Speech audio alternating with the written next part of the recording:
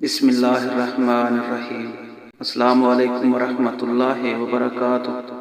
حضرت ابو سعید رضی اللہ عنہ فرماتے ہیں کہ عورتوں نے حضور صلی اللہ علیہ وآلہ وسلم سے درخواست کی کہ ہمیں بھی نصیحت کرنے کے لیے کہ حضور صلی اللہ علیہ وآلہ وسلم ایک دن خاص فرما دیجئے۔ نبی کریم صلی اللہ علیہ وآلہ وسلم ان کی درخواست منظور فرماتے ہوئے ایک خاص دن میں ان کو واعظ فرمایا اور کہا، جس عورت کے 3 بچے مر جائیں گے تو وہ اس کے لیے جہنم سے پناہ بن جاتے ہیں۔ اس پر ایک عورت نے عرض کیا، اے اللہ کے رسول صلی اللہ علیہ وآلہ وسلم، اگر کسی عورت کے 2 ہی بچے مر جائیں تو اس کا کیا حکم ہے؟ تو نبی کریم صلی اللہ علیہ وآلہ وسلم نے فرمایا، تو 2 بچوں کا بھی یہی حکم ہے۔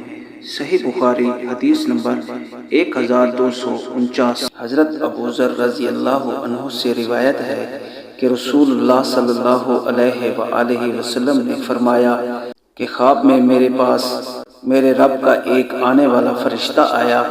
اس نے مجھے خبر دی، یا حضور صلی اللہ علیہ وآلہ وسلم نے یہ فرمایا کہ اس نے مجھے خوشخبری دی کہ میری امت میں سے جو کوئی اس حال میں مرے گا کہ اللہ تعالیٰ کے ساتھ اس نے کوئی شریک نہ ٹھہرایا ہو تو وہ جنت میں جائے گا۔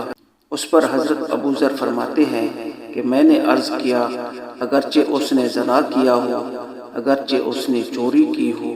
تو رسول اللہ صلی اللہ علیہ وآلہ وسلم نے فرمایا کہ ہاں، اگرچہ زنا کیا ہو، اگرچہ چوری کی ہو۔